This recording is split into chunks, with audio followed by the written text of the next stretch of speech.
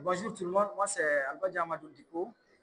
Je suis le président de l'Union nationale des jeunes éditeurs de presse, association à laquelle appartient Alfousseni Togo. C'est un membre de l'association, mais il est aussi membre du bureau, secrétaire administratif. Quand on a appris qu'il a été mis sous mandat de dépôt, on a cherché à comprendre. Hier, on a été également à la MCA pour savoir ce qui se passe.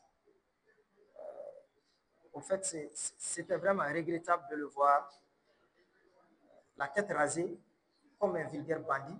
Ça, c'est quelque chose que moi, je n'ai pas du tout compris et je n'ai pas aimé. J'ai dit hier, quand on est parti à la MCA, moi, j'ai été sidéré de le voir rasé, comme si c'est un bandit. Or, c'est un journaliste. Il s'est présenté devant le procureur en tant que journaliste avec un statut qui est régi par une loi spéciale, mais il a été placé sous mandat sur la base d'une autre législation. Donc, j'ai dit, il est membre, certes, de l'INAGEP, qui doit dire quelque chose, mais Alfousseni et l'INAGEP appartiennent à la grande famille de la presse. C'est le combat de l'ensemble de la presse. Et on est obligé de nous mettre ensemble comme un seul homme pour faire barrage à ce qui est en train de se préparer. Si ça passe, moi je pense que ça en est fini pour nous.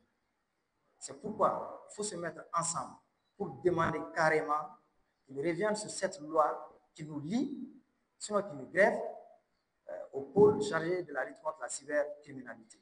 C'est là où ils peuvent jouer sur les textes, amener la confusion et mettre qui il veut en prison.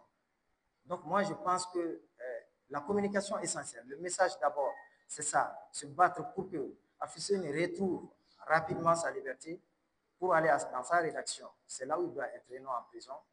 Et en second lieu, se mettre ensemble pour que cette loi, pour qu'on dissocie carrément notre sort du pôle chargé de la lutte contre la cybercriminalité. On est régi par une loi spéciale. C'est parce qu'en exerçant, on peut commettre des fautes qu'il y a cette loi qui nous protège, qui nous permet de faire le travail.